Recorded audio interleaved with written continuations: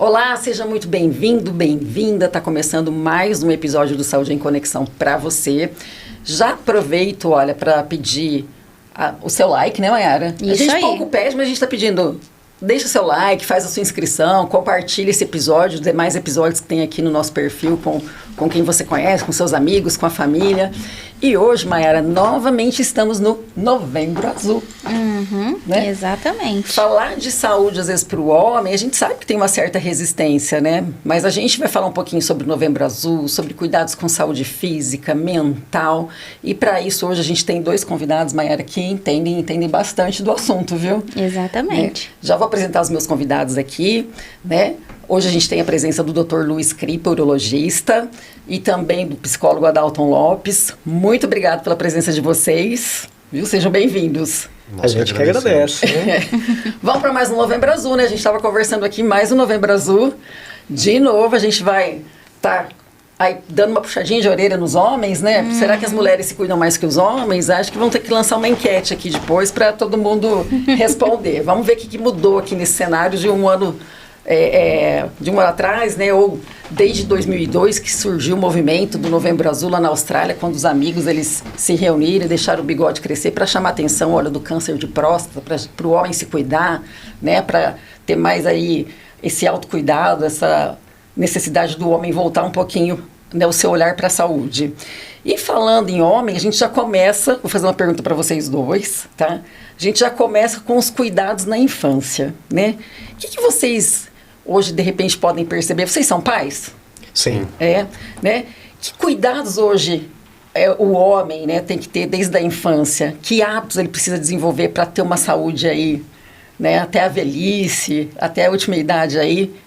Que hábitos a gente pode desenvolver nessas crianças, hábitos, os cuidados com a saúde, para ele se crescer e ficar bem a vida toda? Quer começar, Adalton? Pode ser?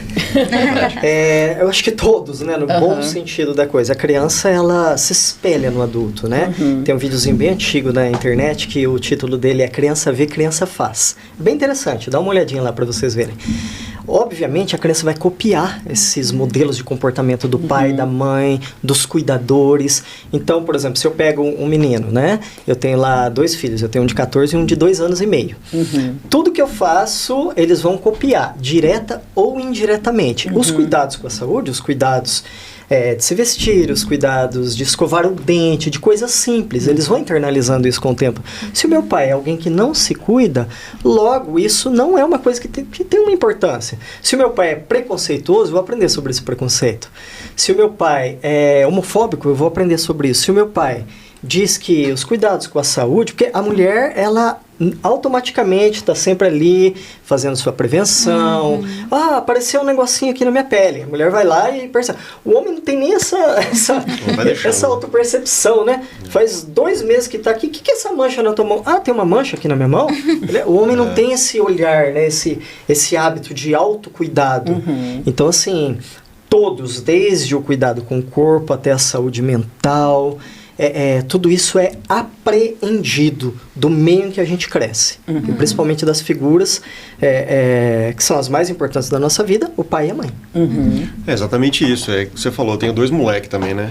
E meus meninos, eles fazem exatamente o que a gente faz, né? E principalmente o maior, já percebo que ele tem 5 anos. Então, assim, tudo que eu faço ou falo, ele vai fazer igual, porque ele veio, o pai... meu pai é meu herói, então assim, eu aprendo as coisas com meu pai. Então no meu caso, como urologista, eu sempre, desde nenezinho, foco e sempre falo para os pais também, que são meus pacientes, a ficar muito atento com a criança, desde muito pequenininho, sobre sexualidade. A criança vai enfrentar coisas na escolinha que ela precisa contar para você que está acontecendo, e às vezes ela vai esconder do pai o que está acontecendo. Uma criancinha, um amiguinho que viu ela peladinha na escola, e fez uma brincadeira que ele não gostou. A gente sempre tem que tentar conversar com os nossos filhos para que isso, a partir do momento que eles já tenham um entendimento, e eu sei que 4, 5 anos eles já têm esse entendimento para se abrir para a gente, né? Sim. Então vão ser desde coisas simples como você tomar banho com o seu filho, ensinar ele como ele lava o órgão genital dele, que eu já atendi crianças de 14 anos, adolescentes já, né, de 14 anos, que vão no meu consultório para me perguntar isso. Doutor, como que eu me higienizo? E aí a gente percebe que faltou em casa que o pai e a mãe deles abrissem isso para ele, né? Então, faltou a comunicação do pai, puxar ele e falar, meu filho, é assim que você tem que fazer, você tá com alguma dúvida sobre isso aí, como é que funciona? Então, assim, a infância é o momento onde o elo com o pai e com a mãe se inicia, né? Então, se ali a criança perceber que ela não tem uma liberdade para conversar sobre o pai, expor com o pai e para a mãe o que está acontecendo, esse elo vai se perder, dificilmente você resgata isso ao longo da vida. Né? Sim. Então é importante essa questão. E aí a gente chega num período que nem o doutor colocou que é a infância, né? Mas, às vezes, a mulher, né? A gente fez outros podcasts aqui, a mulher normalmente a partir da primeira menstruação, a mãe já acaba incentivando aquela mulher a buscar, né, uma consulta ginecológica, um acompanhamento, até para ter todas essas orientações que o próprio doutor colocou aqui, tanto da parte sexual, orientação, como que vai menstruar, como vai ser. E o menino que entra nessa adolescência, né? Puberdade. Na puberdade, né? Essa questão do acompanhamento. Doutor, quando que um rapazinho, um menino, ele tem que começar a buscar ali a procura pelo urologista, o pai e a mãe levar, e também daí para o Adalton, né, na sequência, o acompanhamento psicológico nessa fase, ele é tão mais importante quanto na infância ou na fase adulta, né? Começando pelo doutor, buscar o urologista. Isso é importante, porque assim, você mesmo citou, né? Já está na cultura da sociedade que a mulher, a partir do momento em que ela menstrua a primeira vez, para o resto da vida o segmento ginecológico dela, ela vai fazer todo o acompanhamento, depois da primeira relação, ela vai fazer o preventivo por causa do câncer de colo de útero, e isso a mulher já sabe disso, a criança já sabe disso, a mãe dela já sabe disso, o homem não. Então, muitas vezes, o adolescente, 18, 19 anos, ou a mãe marca a consulta pro adolescente, criança, 13, 14 anos. Doutor, como que eu vou acompanhar? O que eu preciso saber do meu filho? Ontem mesmo atendi uma mãe que levou a criança. Eu quero saber se está tudo bem, quero saber se o desenvolvimento dele está bem, quero saber se os hormônios dele estão bons, quero saber se o tamanho do órgão dele está normal. Eu quero saber, e a gente não sabe quando começar. Então, realmente, não está estabelecido, não existe uma cultura falando assim, ó, o homem precisa começar o seu acompanhamento desde tal. Então, assim, eu sempre explico isso para os meus pacientes. A criança, o pediatra vai cuidar dela normalmente até os 12 anos. Então é o próprio pediatra que guia os pais com relação a isso. Tem uma fimosezinha aqui que não está melhorando, acho que você deve procurar o cirurgião pediátrico daí, no caso, ou o urologista pediátrico, quem é responsável por essa questão.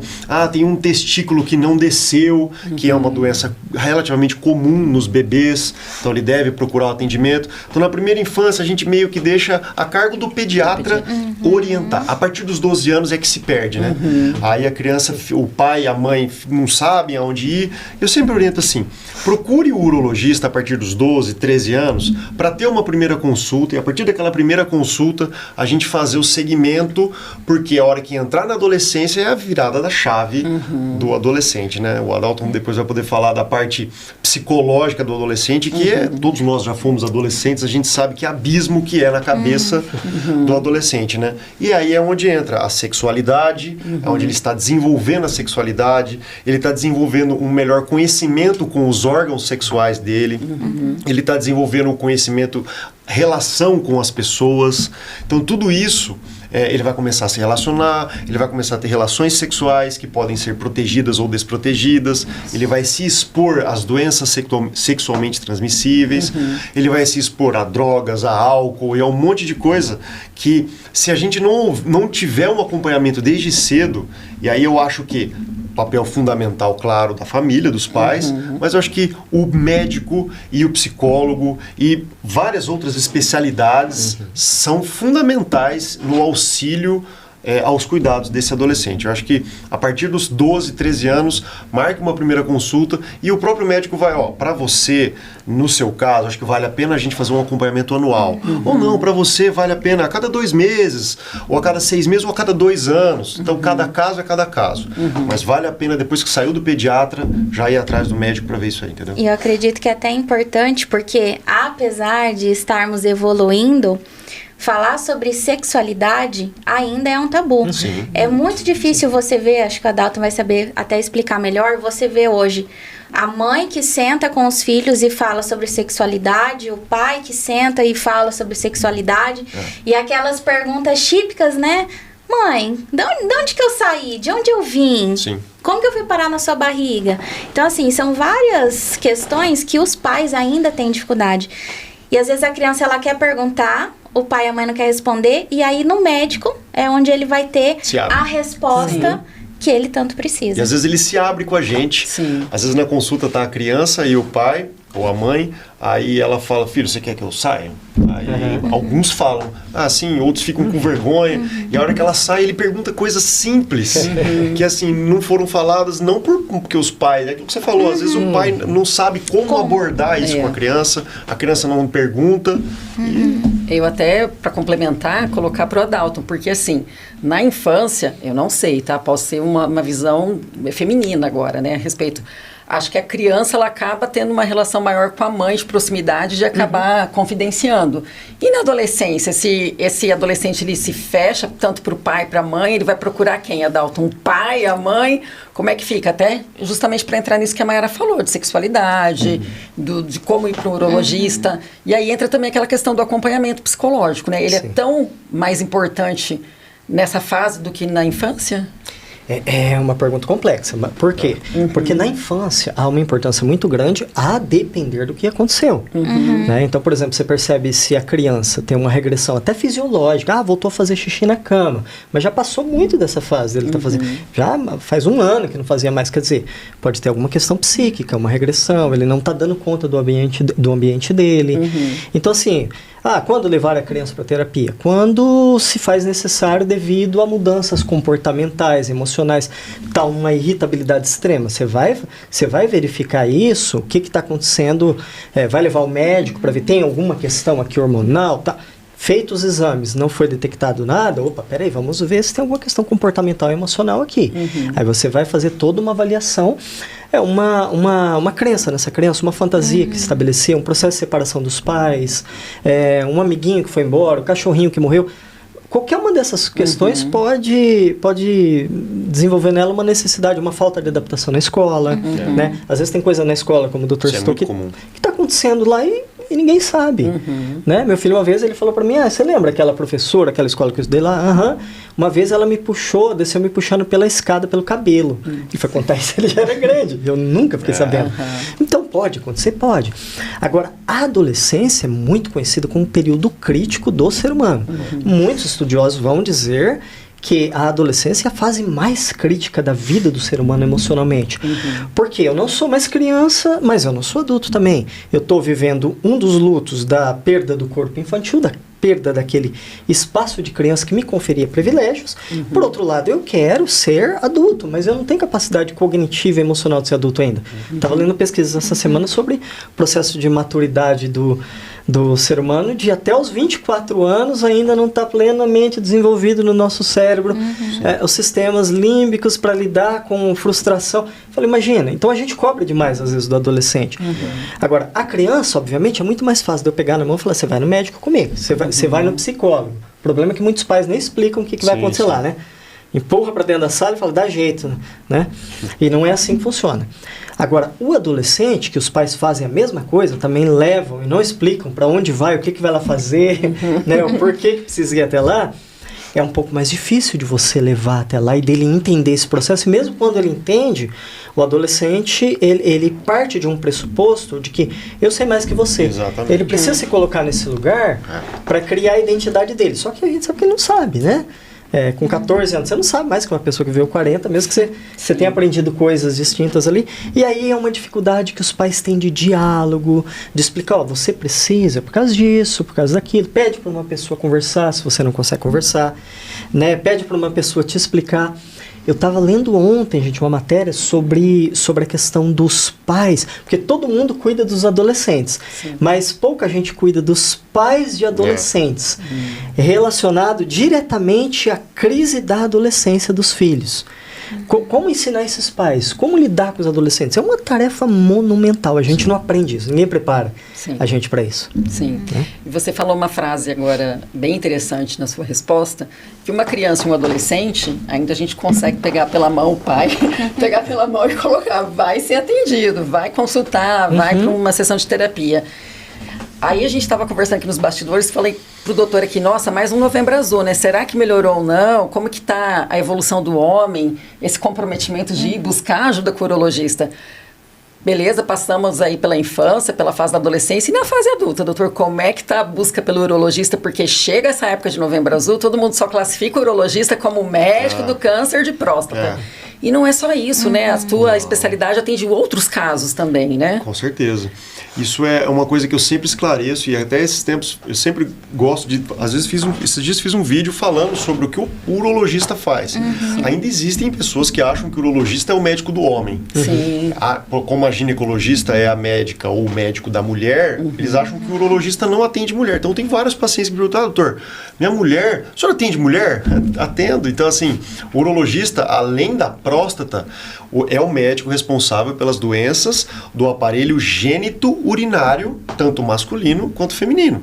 É claro que o genital feminino fica mais voltado para a ginecologista, obviamente, mas a mulher tem rim do mesmo jeito, então ela também sofre das doenças renais, como cálculos renais, tumores renais, tem bexiga, que também cálculos vesicais, tumores vesicais, tem incontinência urinária, tem infecção urinária, então assim, a abrangência é muito grande da nossa especialidade e muita gente desconhece isso aí. E como você falou, né, o tabu ele existe, mas eu percebo nitidamente que diminui a cada ano. Que bom. Então assim, os homens estão sim procurando mais atendimento, estão se cuidando um pouco mais, ainda muito menos do que as mulheres, né? Tanto que as mulheres vivem mais porque se cuidam mais, né? Isso é fato. Mas está melhorando, sim. A cada ano o tabu vem diminuindo, as pessoas me procuram para fazer o atendimento, para fazer o exame físico da próstata, para fazer o preventivo. Então, assim, tem melhorado bastante. Ai, que bacana. Porque todo mundo associa, né? Vou no urologista, vou fazer o exame lá clínico, toque retal, e isso daí incomoda muito os homens ainda, né, doutor? Sim. Que mexe, envolve a sexualidade e acaba, às vezes, espantando o paciente, né, o homem. Vira piada vira no piada, bar, sim, né? Na roda de amigos. Entre os amigos, né? Entre a própria família. Agora, uma pergunta que eu acho que pode ser que aí um pouquinho... Será que vai ser um pouquinho impactante? A gente vai falar um pouquinho de reposição hormonal depois, doutor, mas pegando aí para vocês dois.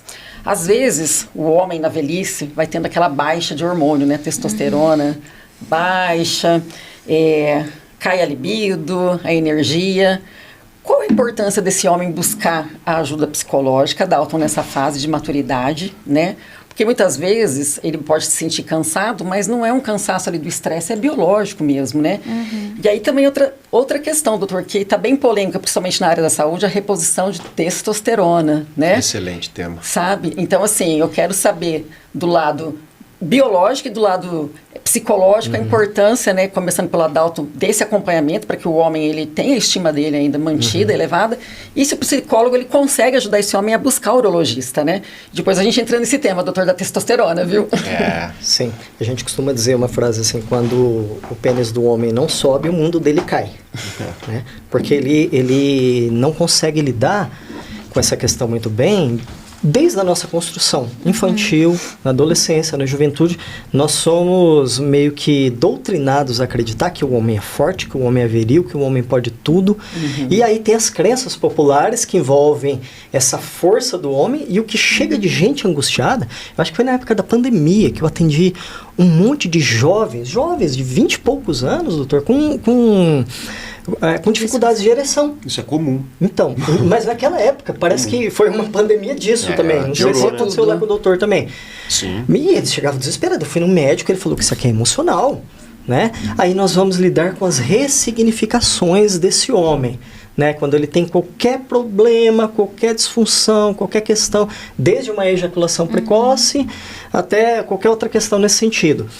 As crenças que ele tem em relação a isso, como ele se construiu, o que ele pensa sobre si mesmo, o que ele pensa sobre seu corpo, quais são os acordos que ele tem com a parceira, o que ele dá valor realmente no aspecto cultural que está envolvendo isso. Porque, felizmente ou infelizmente, nós temos isso aqui hoje, e aí a pessoa está o tempo todo sendo bombardeada por coisas que não são reais.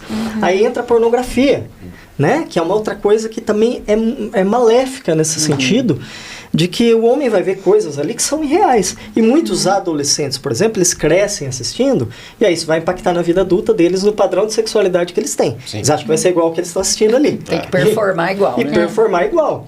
E aí eles escutam na roda de amigo mentiroso falando coisas lá que não aconteceram nunca na vida. Muito comum. E ele vai falar, o problema é comigo. Meu Deus. Então, a terapia vai nesse caminho dele ressignificar toda a construção da masculinidade dele. E eu acho que aí, inclusive, no sentido dele procurar um médico. Mas qual é o problema? Ah, mas é um outro homem. Falava, eu tinha preconceito com psicólogo, inclusive. Eu achava que era uma besteira procurar psicólogo. É porque eu não entendia. E qual é a questão de você procurar um médico que vai te ajudar, vai te avaliar uma pessoa capacitada a isso? Então é quebrar esses tabus. A terapia vai de encontro a isso. Entendi. Sem dúvida.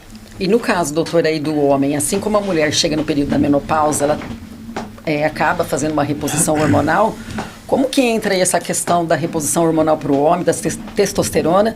E a gente sabe aí que tem muitos profissionais que acabam fazendo aí a testosterona, né, de uma forma um pouquinho irregular, né? Esse tema é um tema que a gente pode ficar um outro podcast inteiro falando, que é um tema que hoje em dia ele passou de ser um tema simples, hoje ele virou um problema, inclusive de saúde pública. Eu não sei se vocês chegaram a saber, mas o Conselho Federal de Medicina, hoje no Brasil, ele praticamente restringiu muito. Hoje, se você prescrever testosterona para que não seja tratamento, você pode ser sancionado por conta disso. Por quê? Assim, o aumento do uso de testosterona de forma inadvertida pela população masculina e feminina tá o caos. Então, assim, como você falou, né? A mulher ela entra na menopausa a partir de uma certa idade e existe sim o que a gente chama de hipogonadismo masculino, ou até DAEM, que é o distúrbio androgênico do envelhecimento masculino, que é a queda hormonal conforme a gente envelhece. Isso é natural e não vai acontecer em 100% dos homens. A mulher, ela tem a queda hormonal porque ela depende da reserva ovariana dela. E os ovários da mulher vão parar de produzir o hormônio em determinada idade. Então, algumas mulheres, a maioria, na verdade, precisa de reposição, mas até tem mulher que não usa hormônio e tudo bem. O homem não. O homem não são todos os homens que precisam de reposição hormonal. Então, eu tenho homens idosos de 70 e poucos anos com testosterona normal, que nunca repuseram hormônio e estão super bem assim. Mas existe, sim, a baixa hormonal. O grande problema é a forma como isso está sendo feito na população. Então, assim, hoje eu recebo um jovem, como você falou, de 18 anos no consultório, falando para mim que está se sentindo cansado, indisposto e que a testosterona dele está baixa. Aí eu falo assim, com base em que você acha que com 18 anos a sua testosterona está baixa? Não, doutor, porque eu vi no Instagram de um médico ou de um fulano de tal que se eu estiver sentindo esses sintomas, a minha testosterona está baixa e eu vou ter que repor. E é muito difícil você convencer essa pessoa de que ele não precisa de uma reposição hormonal aos 18 anos, entendeu? Que essa reposição hormonal vai causar muitos malefícios para ele, inclusive infertilidade, uma série de efeitos colaterais. Então, assim, eu recebo muitos pacientes também que estão, doutor, eu usei hormônio 10 anos, agora eu quero corrigir minha saúde. Fala, meu amigo, não tem como. É muito difícil agora, porque assim, quando o profissional que você procurou iniciou a sua reposição hormonal, ele te explicou que você poderia ter isso hoje, isso. Não, doutor, não foi falado. Então, assim, o uso hormonal hoje virou um problema de saúde pública. A testosterona, ela é o vilão. Então, assim, se você está cansado, a sua testosterona está baixa. Essa frase virou uma regra. E eu falo assim, aí o paciente ele fica muito surpreso quando ele volta no retorno e os exames dele estão todos normais. E a testosterona dele está 700 e pouco, o que é absolutamente normal. Doutor, mas por que eu estou tão cansado? Fala assim, você acha que é só a testosterona responsável pelo seu cansaço? Ou é a noite de sono mal dormida que você tá, ou é o seu casamento que não está bem, ou são os problemas que você está tendo na sua empresa, ou são o seu sedentarismo, a falta de atividade física que você tá, o tabagismo que você tá fazendo. Então, assim, o seu estilo de vida, você acha que isso não tá te deixando cansado?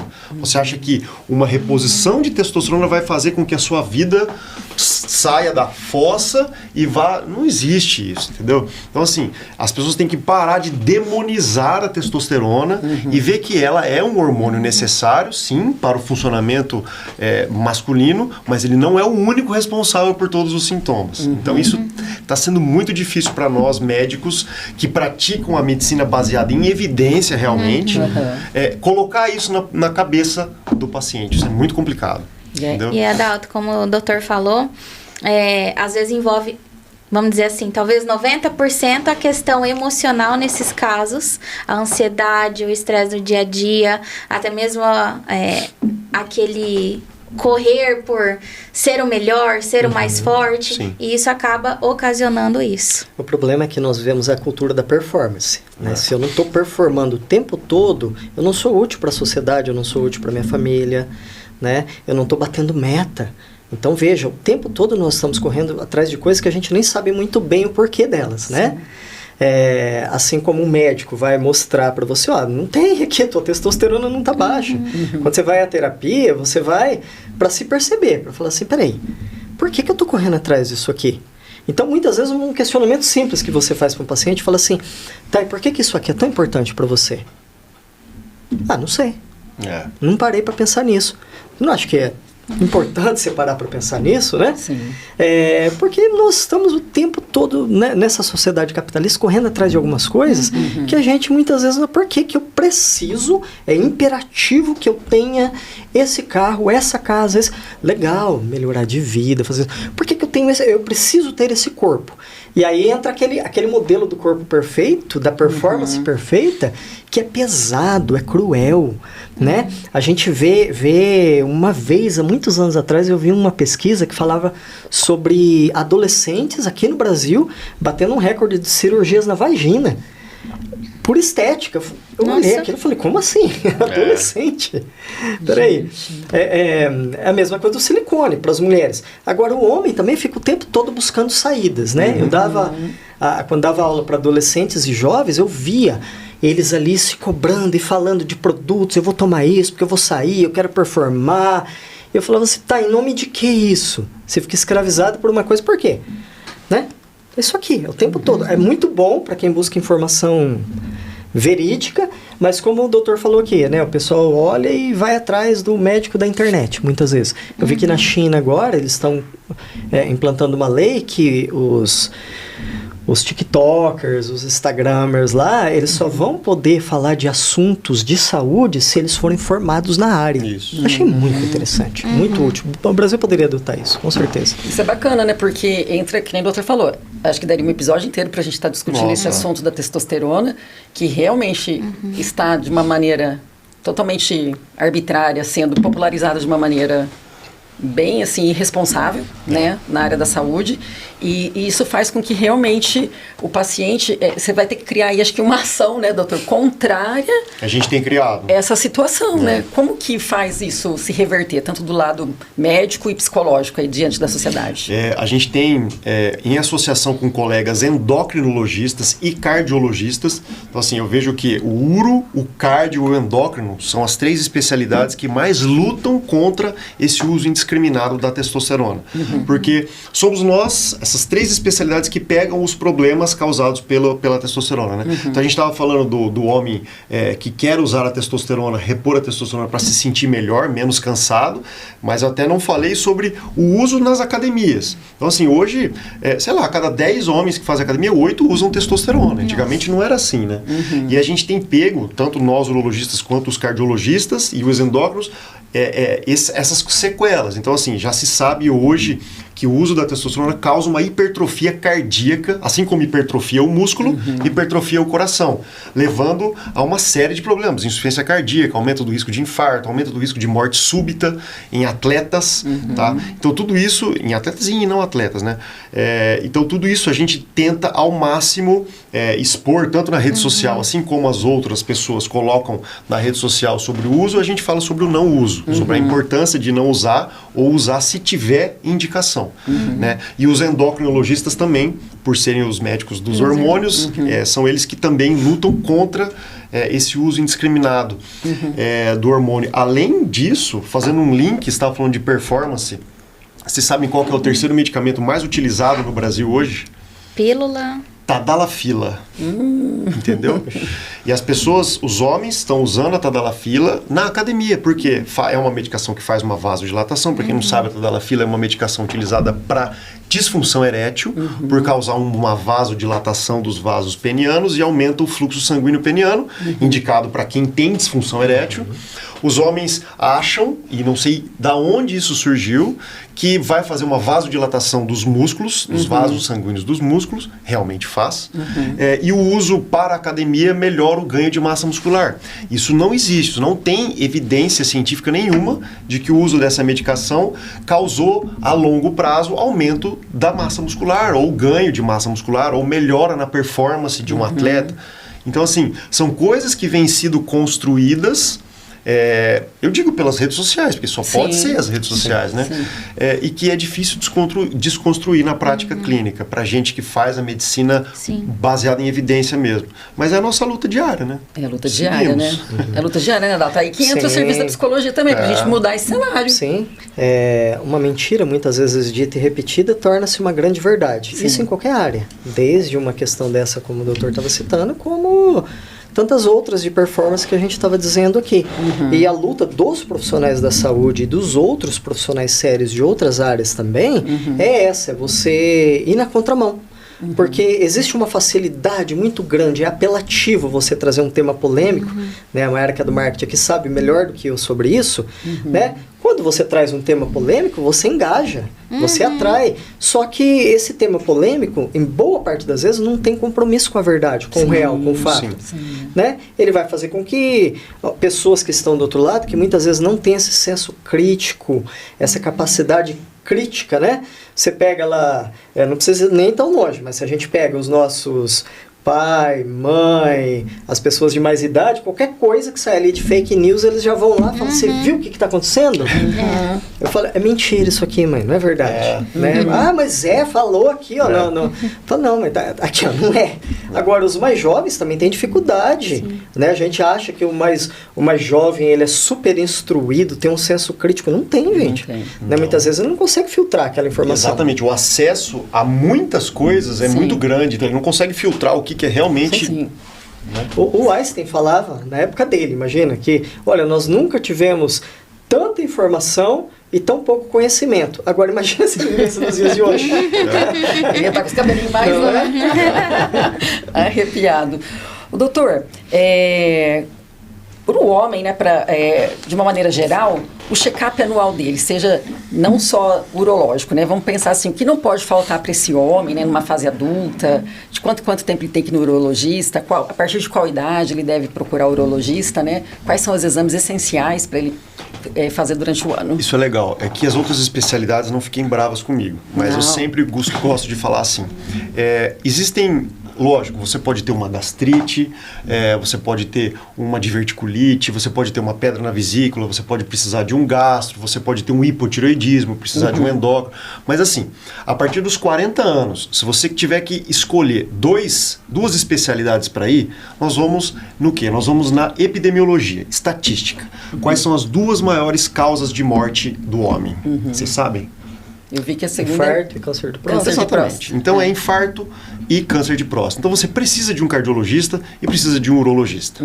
Esses dois especialistas conseguem então fazer o rastreio básico das doenças através de exames laboratoriais, exame físico, enfim, e aí guiar se for necessário. E claro, se você tem alguma queixa relacionada a qualquer outra área, você vai buscar essas áreas. Mas eu sempre falo isso, acho que a partir dos 40 anos você tem que ter um cardiologista que você frequente anualmente para fazer os seus exames, e tem que ter o urologista. E hoje, uma outra coisa que aí entra já o terceiro câncer mais comum, segundo ou terceiro câncer mais comum, tanto em homens quanto em mulheres, que é o câncer coloretal.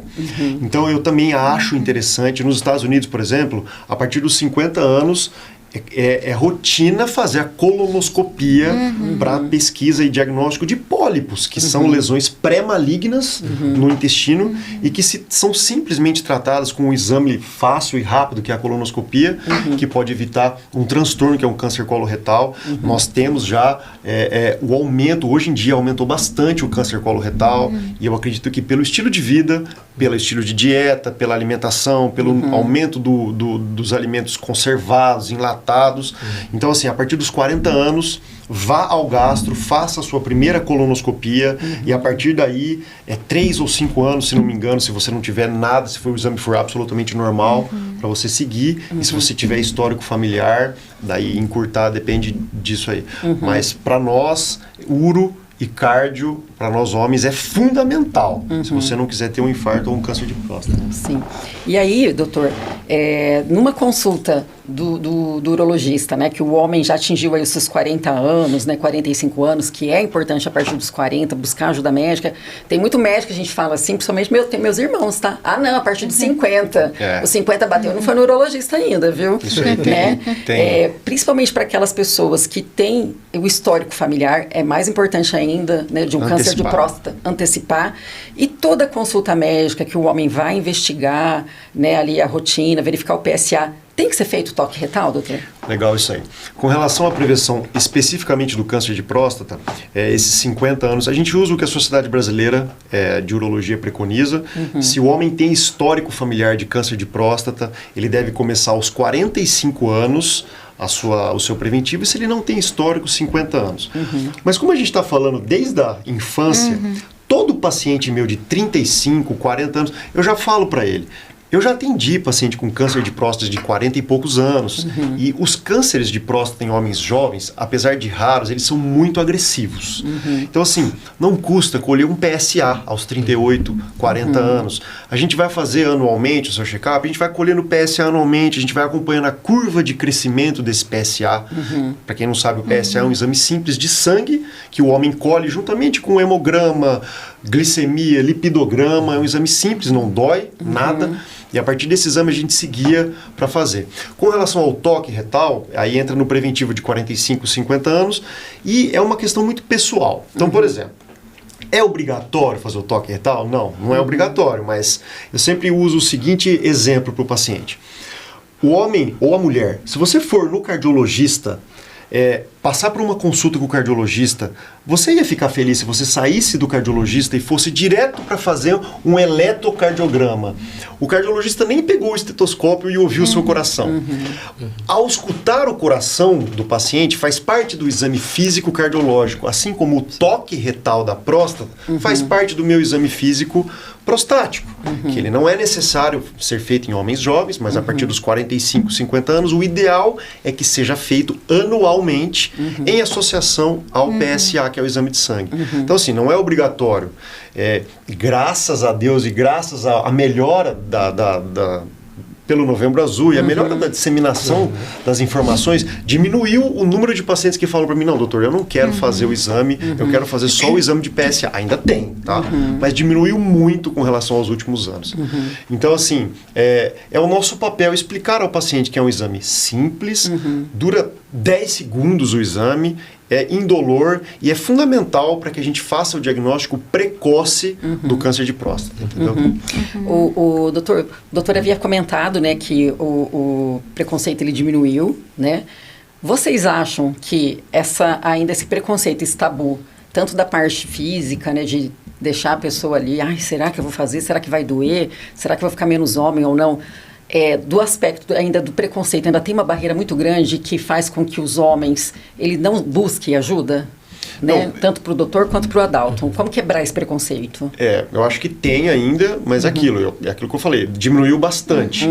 Hoje em dia, eu não sei nem se a barreira... Eu percebo muito isso em homens mais idosos, né? Então, assim, tem homem que marca, sei lá, uma primeira consulta comigo com 70 anos. Ele já fazia acompanhamento com outro médico, mudou de cidade, ou resolveu mudar de médico, enfim. E aí ele fala, doutor, eu não faço toque. Não, tudo bem, eu não vou... E o outro médico já me explicou a importância, mas eu não quero fazer. Agora, você pega hoje um cara de 50 anos, ele já é muito mais acessível, ele já é muito mais tranquilo. Ou ele fala, não, doutor, eu quero fazer o exame, ou então ele simplesmente fala, doutor, como é que é o exame? Aí você explica e fala, não, tudo bem, tem que ser feito, vamos fazer. Então, melhorou muito a acessibilidade a ele, e o nosso papel é esse, é explicar, como eu falei, explicar que faz parte do exame físico e que vai trazer para mim muitas informações sobre a próstata. Eu posso, por exemplo, privar o paciente de um exame mais agressivo, como uma biópsia de próstata, por exemplo, ou uma ressonância, caso ele tenha um PSA e um toque normal. Agora, tem muito paciente que chega para mim e fala assim, doutor, eu não vou fazer o toque, eu quero fazer uma ressonância. Tudo bem. Então, assim, a gente está onerando o sistema de saúde, né? Você vai fazer um exame que custa R$1.000, que você vai entrar numa máquina lá, quem já fez ressonância sabe que é horrível, você fica lá 40 minutos com uma barulheira na cabeça, e assim, de uma forma desnecessária, sendo que um simples toque retal em um exame de sangue, sei lá, deve custar R$10 um PSA, ia privar ele desse exame. Então, cabe a mim informá-lo o quão mais fácil é seguir por esse caminho do que pelo outro. Né? Sim. De fato, diminuiu muito, né, do que a gente vê na fala dos homens de antigamente para agora. Mas, enquanto o doutor falava, eu estava aqui pensando, né?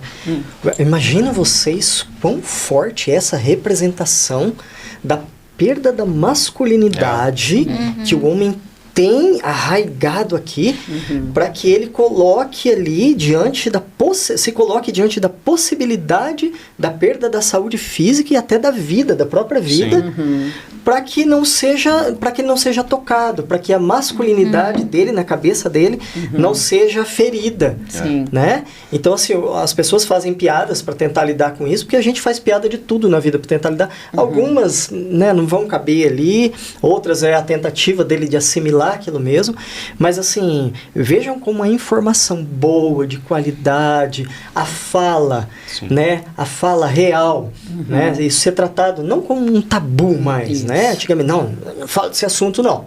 Não, por que não falo desse assunto? Falo sobre tudo, sexualidade, né? Você não vai mudar, tua sexualidade não vai mudar, você não vai ser menos homem, né?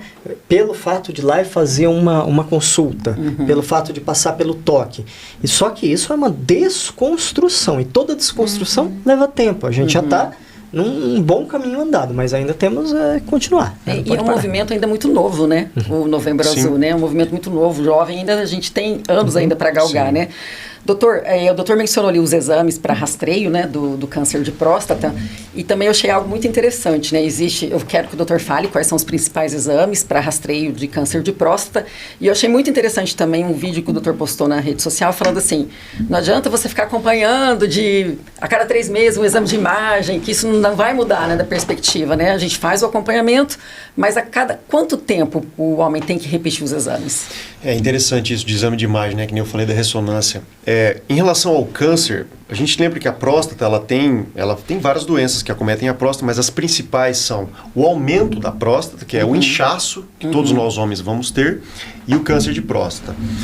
Para o câncer de próstata, os exames complementares de imagem, principalmente, eles ainda têm uma sensibilidade não tão alta. Então, por exemplo, muito homem acha que o ultrassom vai mostrar, e o ultrassom não mostra câncer de próstata. Então, nem o ultrassom transretal, que a gente acaba usando menos, mas o ultrassom transabdominal também, que é um bom exame para ver o tamanho da próstata, se é uma próstata aumentada ou não, para ver a bexiga, para ver como esse homem está urinando. Normalmente o radiologista faz o ultrassom com a bexiga cheia, pede para o paciente ir urinar, ele volta, complementa o exame, que é um dado importante para nós, urologistas, se ele está esvaziando a bexiga. Então, esses dados sim aparecem nos exames de imagem, mas o câncer de próstata não. Ainda o toque e o PSA são os dois principais que vão guiar a gente para daí sim, por exemplo, pedir a ressonância. Mas mesmo a ressonância, Eu já tive exames em que a gente fez a ressonância não evidenciou um nódulo alterado, mas o PSA do paciente era alto e o toque normal ou alterado, mas, por exemplo, um toque normal, um paciente com PSA alto, uma ressonância normal, a gente fez a biópsia e tinha lá um tumor de próstata crescendo. Então, assim, a sensibilidade do exame ainda não é a melhor, não é o que a gente queria, né? Então, a gente faz os exames básicos, hemograma, lipidograma, exame de avaliação hepática, para todos os homens a partir dos 45, 50 anos, mas para próstata em especial, PSA, exame de urina, o toque, que é o exame físico, e um ultrassom. E a partir desses exames a gente vai se guiar para a necessidade de uma ressonância de próstata, ou uma biópsia de próstata, ou um exame de avaliação do fluxo urinário do homem, caso as queixas sejam voltadas para o aumento benigno da próstata. Então, o combo básico são esses iniciais que eu falei. O doutor, e o câncer de próstata, ele é uma doença silenciosa ou ele é uma doença que ele vai dando sinais, sintomas para o homem estar percebendo? Absolutamente silenciosa e indolente. Por isso que o Novembro Azul está aí para falar que o paciente precisa ir ao médico, senão a gente não faz o diagnóstico. A próstata é um órgão que fica abaixo da bexiga e 70% a 80% dos tumores de próstata, dos cânceres de próstata, eles acontecem na zona periférica da próstata, na parte de fora dela. Os sintomas que as doenças de próstata causam, eles são sintomas geralmente relacionados ao ato miccional. E para um câncer de próstata gerar, por exemplo, dificuldade para urinar, sangramento na urina, dor, geralmente é um câncer que surgiu na área periférica e cresceu tanto a ponto de já estar causando problemas no canal da urina, que é a uretra. Então já é quando nós temos uma doença em estágio avançado. Por isso que o toque nos ajuda, porque no toque eu percebo a zona periférica da próstata, que é o lugar onde mais dá o tumor.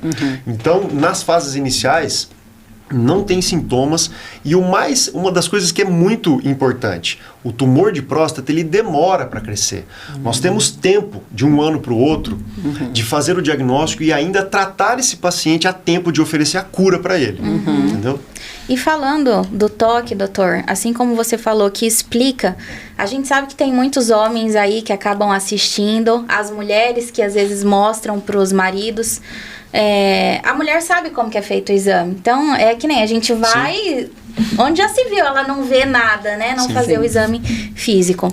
Para esses homens que às vezes se perguntam, têm medo, como que é esse toque para que possa realmente tranquilizar e até mesmo falar, olha, são 10 segundos, é tranquilo, e isso é o que pode às vezes salvar a sua vida, né? Exatamente.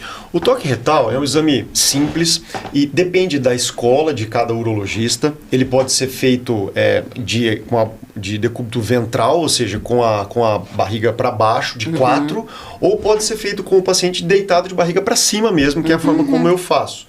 Que eu acho que é uma forma um pouco menos desconfortável para o paciente.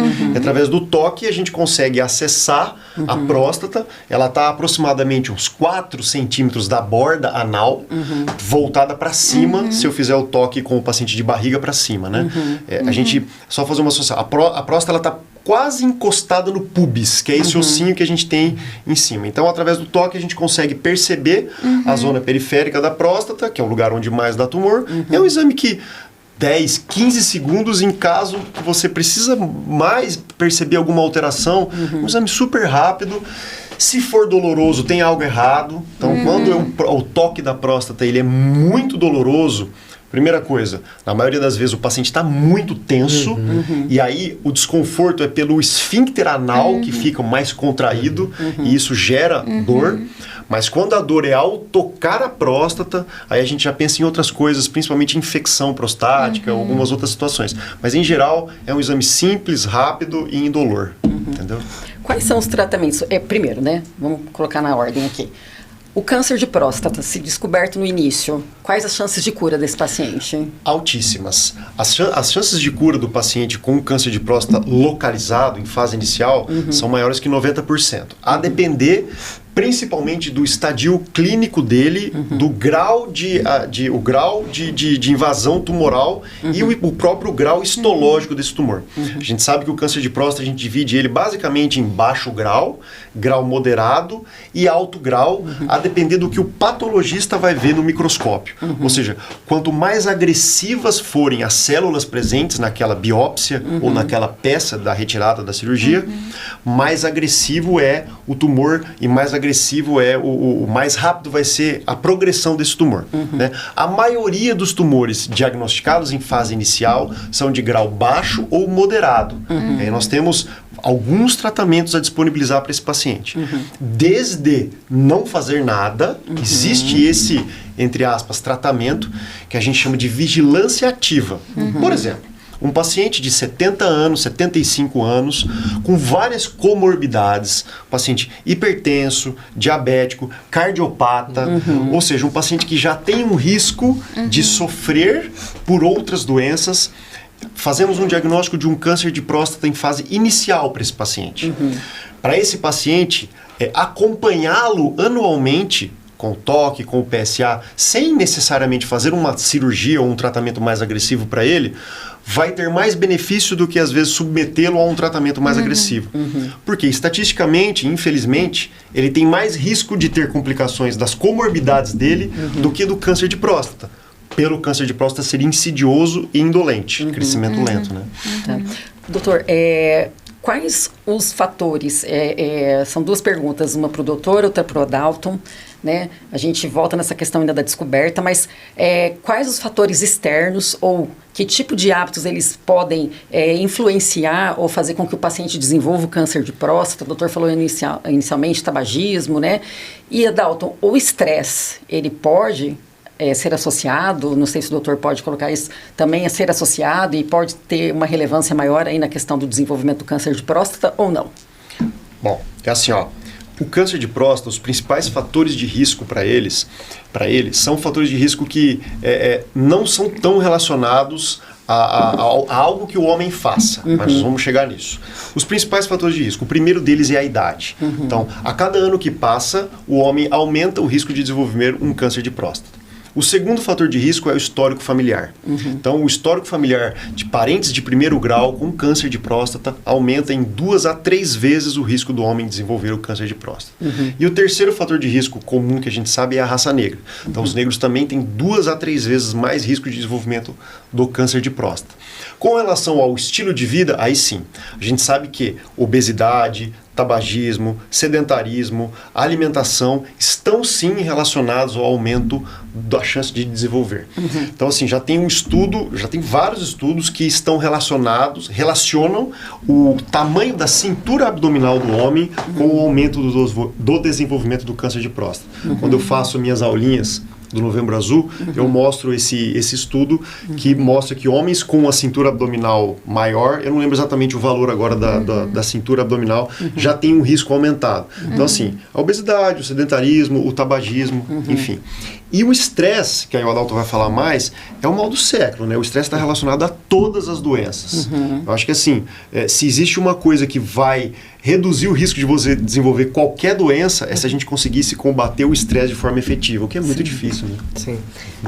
O doutor falou muito bem dessas questões filogenéticas, sociais, comportamentais do hábito em si, o quanto isso influencia, né? Mas o estresse, como ele estava falando, vai levar, por exemplo, os nossos níveis de cortisol, né? Hidrocortisona lá. O que vai fazer, consequentemente, que em todas as áreas, né? Visto que nosso organismo funciona nesse processo de homeostase, né? O que vai acontecer? Me desequilibrou, ansiedade, depressão, obviamente eu deixo de me cuidar, eu deixo de cuidar da minha saúde, não só em uma área, mas em todas. Se o cara fica mais ansioso, ele não vai fazer exercício físico, que é o que ele falou que torna um fator de risco, ele vai comer mal, vai se alimentar mal, ele vai cuidar da própria higiene de uma forma reduzida. Fora isso, daí vão entrar as cardiopatias, por causa de... Então, assim... O estresse, como esse mal do século, é uma coisa a ser combatida. E o interessante é que todo o estilo de vida que a gente produz hoje em dia, ele leva a fatores de estresse, né? Porque a gente vive em função de algumas coisas, como a gente estava falando agorinha, que elas nos afastam do estilo de vida ideal que a gente diz que gostaria de ter. Não, mas quando eu me aposentar, daí eu vou cuidar da minha saúde. Quando eu me aposentar, eu vou lá no médico. Né? Assim. Quando eu fizer 60 anos, daí eu vou no urologista, daí eu vou pensar se eu preciso cuidar da minha saúde mental. Em muitos casos é tarde, né? Então, assim, o estresse, ele precisa ser combatido com hábitos saudáveis dia a dia, desde dos meus hábitos de sono, alimentares, estilos de vida, minha forma de trabalhar, porque o estresse vai afetar minha imunidade, vai afetar o meu sono, praticamente tudo. Então, o que a gente conseguir, né, combater do estresse, nós vamos melhorar a nossa saúde enquanto homens de uma forma geral. O doutor, aí vai entrar numa pergunta agora de mito ou verdade. A cada 10 pacientes, quantos precisam entrar na cirurgia, no caso do câncer de próstata? E existe paciente, se é mito ou é verdade, que descobriu o diagnóstico, paralisou, aí vai entrar a questão psicológica depois da Dalton, mas aqueles que fogem do tratamento, de repente eu não sei se a própria cirurgia, porque existe aquele mito, eu vou fazer um procedimento, né, e vou ficar com disfunção erétil, e aí entra na questão da masculinidade. Alguns pacientes, eles prorrogam esse tratamento, eles evitam esse tratamento com medo da disfunção erétil. A cada 10 homens, quantos que desenvolvem essa situação pós-cirúrgica? É muito comum isso aí, né? Como a gente estava falando até aquela hora, eu acabei esquecendo de completar. Além de não fazer nada, que é um tratamento, a vigilância ativa, o principal tratamento que nós temos é a cirurgia de retirada da próstata, que é a prostatectomia radical. E aí entra no mais legal, vamos dizer assim. Antigamente, a prostatectomia é uma cirurgia, é uma grande cirurgia, uma cirurgia que a gente faz num órgão que fica lá dentro da pelve, num órgão que está relacionado à ereção, que está relacionado à continência urinária masculina. Então, antigamente a gente fazia essa cirurgia aberta, com corte na barriga, e os resultados eram relativamente ruins. O tratamento do câncer era excelente, o paciente ficava curado do câncer, mas desenvolvia muitas sequelas. E as duas principais eram a incontinência urinária, que é perder xixi, e a disfunção erétil. Com o passar dos anos, na década de 90, nós entramos na era laparoscópica, em que a cirurgia passou a ser feita por vídeo. E isso melhorou bastante a nossa forma de enxergar dentro da cavidade abdominal. Consequentemente, a cirurgia ficou mais delicada e essas sequelas diminuíram. Então a gente percebeu nitidamente que principalmente a continência urinária dos pacientes pós-cirurgia laparoscópica foi muito melhor do que comparada com a cirurgia aberta. E hoje, nos anos 2000, nós temos a cirurgia robótica, que é o melhor que nós temos a oferecer para os meus pacientes, para todos os pacientes relacionados a câncer de próstata. Eu falo que se eu pudesse só fazer cirurgia robótica para os cânceres de próstata, eu fazia, porque o resultado ele é excelente. Tanto na cirurgia, a visualização que a gente tem das estruturas, a destreza é muito maior, o fato de você manipular pinças auxiliadas pela plataforma robótica diminui o risco de lesão dos órgãos, a gente consegue preservar os nervos relacionados à ereção, o tempo de internação do paciente diminuiu. Então, assim, hoje a gente consegue fazer uma cirurgia de próstata hoje de manhã, amanhã cedo, quando eu vou passar visita, o paciente está sentado, já andou, já está pronto para ir para casa. Então, assim, isso melhora a recuperação e as sequelas são absurdamente menores. Eu tenho pacientes, assim, pós-cirurgia de próstata, absolutamente normais, que ele volta 6 meses depois da cirurgia, doutor, parece que eu não fiz nada, minha vida hoje é absolutamente igual era antes de operar. Então, assim, graças a essa tecnologia que nós temos disponíveis hoje, eu sempre falo para o paciente que os efeitos, as sequelas que ele vai ter hoje são muito menores do que ele teria há alguns anos. É lógico que o baque do diagnóstico do câncer de próstata faz muitos pacientes fugirem, como você falou, né? Eu tenho paciente que às vezes eu preciso pedir para minha secretária ou até eu mesmo entrar em contato com ele 10 dias, uma semana depois, porque ele não voltou mais. Eu dei o diagnóstico, expliquei para ele, para a família tudo, ele fala, tudo bem, doutor, eu vou pensar, e ele some. E aí a gente volta a buscar esse paciente para trazer ele novamente ao consultório, para esclarecer as novas dúvidas que vão surgir depois da fase de negação da doença. Aí ele vai começar não, agora deixa eu pensar o que eu vou fazer, que eu preciso tomar uma atitude. E é a hora que a gente tem que entrar em contato com esse paciente e resgatá-lo para daí colocar agora de forma mais calma e transparente para ele o que vai ser melhor para ele e mostrar para ele que a chance de cura é alta e a chance dele ter uma vida normal é altíssima hoje com a tecnologia que nós temos, né? Então, assim, fugir... muitos fogem por conta de ser um diagnóstico ruim, mas cabe a nós resgatar esse paciente e mostrar para ele que o tratamento avançou muito, né? Então... Assim como no câncer de mama, o câncer de próstata não é uma sentença de morte, né, doutor? Exatamente. Né? Então, assim, no câncer de mama, a gente fala muito aqui, Adalto, que aí vai entrar nessa questão do BAC que o doutor falou. Que a mulher, normalmente, quando tem a rede de apoio, tem a mãe, tem o esposo, muitas esposas fogem, né, quando a mulher descobre do câncer de mama. Mas e o homem que tem essa tendência a se fechar, a falar de saúde mental, a tratar dos próprios sentimentos, quando ele recebe esse baque? Como que a psicologia, ela entra e funciona para esse paciente até poder voltar para o consultório sem o doutor precisar entrar em contato com ele e chamar, olha, vamos cuidar da sua saúde. Como que a psicologia entra nesses casos? Todo diagnóstico, ele traz um choque para a pessoa, ele traz um luto, né, da perda do corpo ideal, da saúde ideal que eu não fico doente, né? Então, você percebe que o homem, muitas vezes, ele foge antes. Eu nem vou lá no médico, porque se eu for, eu vou descobrir um monte de doença. Né? Eu já ouvi essa frase muitas vezes, você deve ter escutado também. Aí entra essa questão da família, do apoio familiar. O problema é que muitos homens, quando descobrem algumas coisas assim, eles não contam para a família. Né? Então, quando esse homem está em terapia, né? Quando ele está em terapia, a gente tem a possibilidade de fazer uma intervenção direta nessa crença dele. Não, eu descobri que eu estou com isso aqui, eu prefiro viver com isso aqui do que fazer uma quimioterapia, do que fazer... Às vezes ele nem vai precisar fazer. Na cabeça dele, sempre que a gente recebe um diagnóstico assim, o cenário que se toma aqui é o pior possível. Ele já se vê morrendo, já vê deixando a família, já vai fazer um seguro de vida. Então, se você trabalhar tudo isso, é importante. Vamos ressignificar isso aqui. Né? Vamos desconstruir aquilo que não é verídico aí dentro. Você está construindo um monte de fantasias, natural do ser humano. Né? A gente constrói fantasias o tempo todo, a fantasia é necessária. Né, para a gente até lidar com algumas realidades difíceis que se impõem. Só que muitas dessas fantasias são irreais, são prejudiciais. E aí, nesse campo da saúde, a pessoa vai ser tão afetada muitas vezes que ela vai se estabelecer numa fuga muito grande, vai fugir do médico, vai fugir do psicólogo, vai fugir da própria família às vezes. Né? Então, tem casos que eu atendo de outros diagnósticos, de outras áreas, onde o trabalho é fazer a pessoa contar para a esposa, fazer a pessoa contar para a família. Porque muitas vezes a pessoa está resistindo, o homem está resistindo de contar para a família. E eu sei que ao contar, vai ter mais uma pessoa aliada a ele para falar, não, você vai cuidar. Né? Então, muitas vezes você tem que colocar na cabeça da pessoa algumas coisas que são muito básicas que ela não está conseguindo. Né? Ela precisa de um ego auxiliar naquele momento, para olhar e falar assim, peraí, você pode ter muito mais tempo de vida com o teu filho, com a tua esposa, com as pessoas que você ama. Né? Vamos ver se é isso mesmo que você está pensando?